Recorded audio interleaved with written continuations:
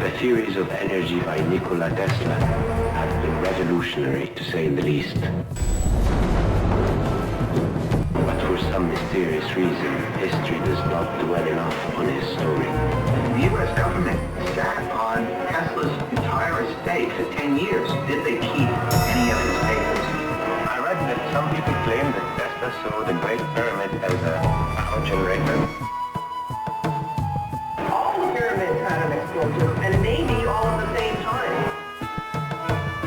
Did you know that the word "pyromene" in Latin means fire in the middle?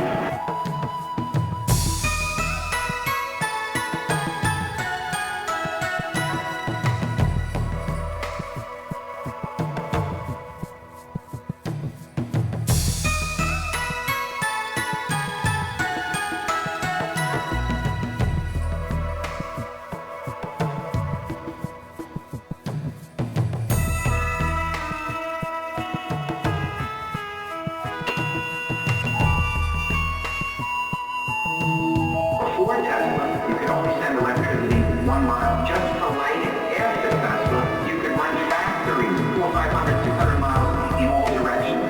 They get the story, and they're repeated over and over. They have no proof of any of this. They never found a mummy in the pyramids. Did Nikola Tesla find the secret to unlimited energy? And is there a plot to hide his findings?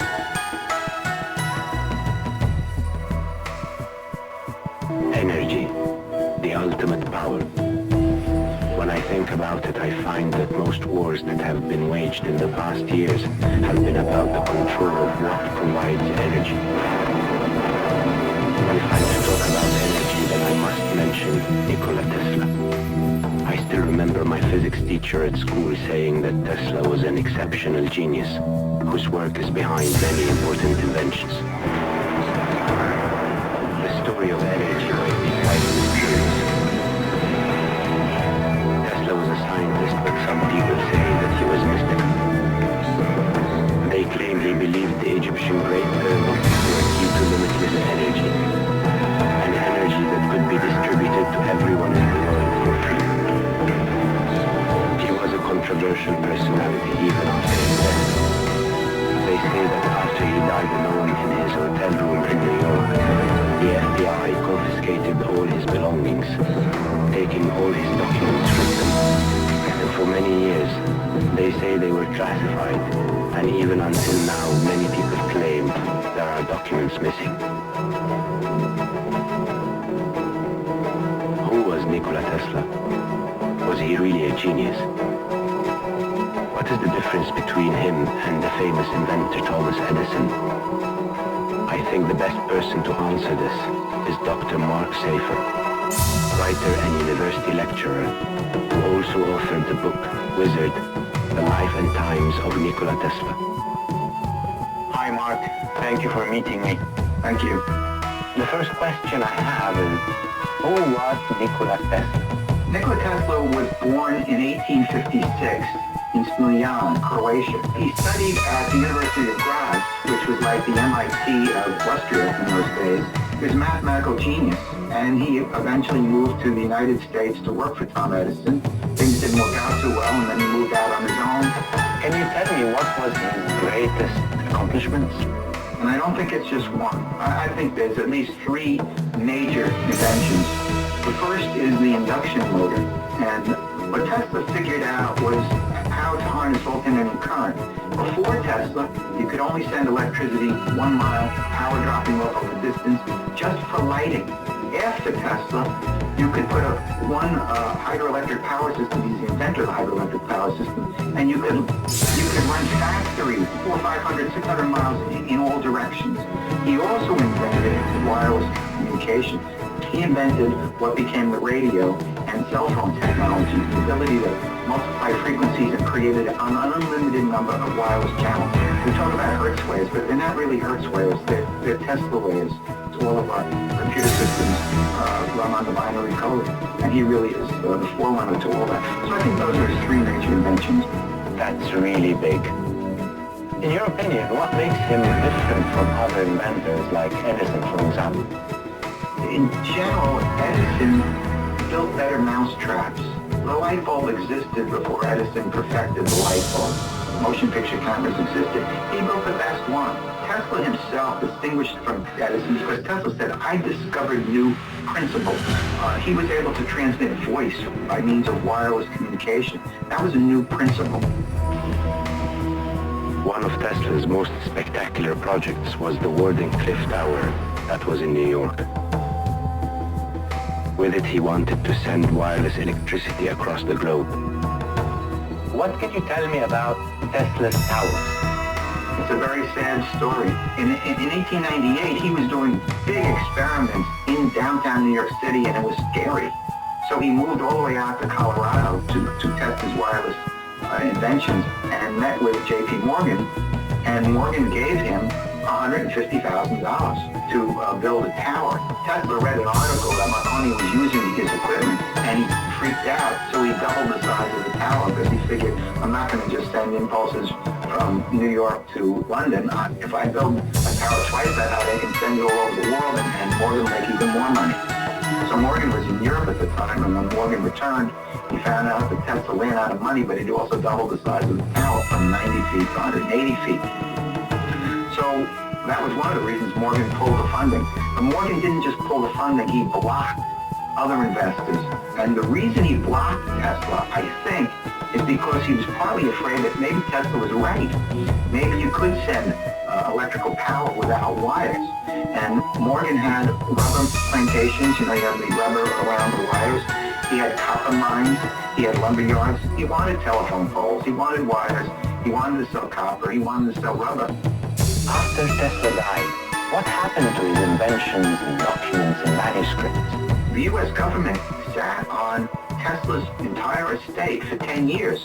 So from 1943 to about 1952, until they finally released it, and now his estate is in Belgrade. And the question that you're really asking is, did they keep any of his papers? I don't know if they did, and it wouldn't surprise me if indeed that has occurred. I read that some people claim that Tesla saw the Great Pyramid as a power generator, and they say that he built his tower that generates power from nature using the same engineering principles as the ones used to build the Great Pyramid. Have you considered that this could be nonsense? This is a good question, of course, and I may just know someone who will answer it. Why are there people who believe there is a strong connection between the Great Pyramids and great energy? The film producer and director Hyman Bolter made a 5-part documentary titled The Pyramid Code, which focuses on the pyramids and other ancient structures in Egypt. I watched this documentary series to search for new information. Nikola Tesla sought to provide the world with free, wireless electricity for everybody on Earth. He discovered that electricity occurred naturally throughout the Earth's atmosphere and ground. This energy was not the kind of energy that we have that pollutes. It was a completely passive energy that had no byproducts. If the pyramid fields and the network of underground tunnels are still there, why don't they generate energy the way they used to? What did Tesla see in the pyramids other than they are giant tombs? I'd like to ask Carmen this question. Hi, Carmen. Carmen, can you explain to me why do you think the Great Pyramids of Giza in Egypt were not tombs? It has nothing to do with that. And they keep repeating. They get a story and they repeat it over and over. They get the students to repeat it to get their mark, to get out of college. And none of it, they have no proof of any of it. They never found a mummy in a pyramid. Why do you think they were power generators? Christopher Dunn has shown how the pyramids could have been used as energy plants. He's written several books. The Giza Power Plant. He's an engineer. And so his research isn't psychic and, esoteric in any way. It's mechanical. And he's done a very good job of showing how energy could have been collected. And that's what part of the weird chemical marks that you see. All the pyramids had an explosion, and maybe all at the same time. And huge cracks are in these stones that are like 300 tons. You know, so how do you crack through the entire stone without the force? And in the Great Pyramid, in the King's Chamber, there's like a crack in the wall, and the side of the sarcophagus is blown right off. And that's like 4 inches thick of pure granite, which is very hard. So if we went in there with sledgehammers and 100 people, we couldn't break it that way. It's funny that you say that, because did you know that the word pyromene in Latin means fire in the middle? Did Tesla use ancient Egyptian theories in his work? Is there a similarity between Tesla's towers of wireless energy and the pyramids? Danny Kerr has done a lot of research on the pyramids and energy. He may have some answers. Hi Danny, how do you think the pyramids generated energy? I went to look at the inside of the Great Pyramid and to try and figure out how it worked. And what I realized was there was a gentleman named John Cadman. He's a hydrologist, and he had shown that the Great Pyramid could then be like a pulse generator. He showed how it created water hammer and could pump water. When I first saw his theory, I realized right away that the granite plugs that are in the start of the ascending passages, that those would move. The pyramids had perimeter walls around them, and I didn't know this before, and it's accepted by Egyptologists, and they say it was to keep thieves out. And what he was saying was it was to keep water in. That was really interesting. And so the water level of the pyramid would be above the ascending passage girdle stones. And so the water would have built up above them. The second you start a pulse inside, it pushes water up. And from there, the pressure increase just did work on the King's Chamber. Then once I just started to investigate how a motor would work that like this, with a pressure change inside, came across thermoacoustic engines. Can you now please tell me similarities between Tesla's Wardenclyffe Tower and the Giza Pyramid? Apparently Tesla said his Wardenclyffe Tower, he was using a longitudinal wave, or he was outputting a longitudinal electric wave. And technically it's not possible. No one's figured that out. In the pyramids, they're producing loud vibrations that mix to produce longitudinal waves. It's very similar.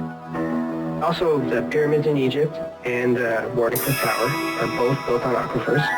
With the Wardenclyffe Tower, the water was there to aid the grounding. He was transmitting through ground, and the water lowered the resistance in the ground and made it a conductor. The pyramids, that's also the case. Not only are they water-powered, they are built above an aquifer, and they were sat in pools, we think. Tesla's Wardenclyffe Tower was low frequency, so is the Great Pyramid. That's another similarity. Both have the capability to transmit worldwide. It seems that there can be a similarity in principles between the energy tower built by Tesla and the Great Pyramids built by ancient Egyptians. Could this be a coincidence? Then why has there been no one until today who tried using this technology?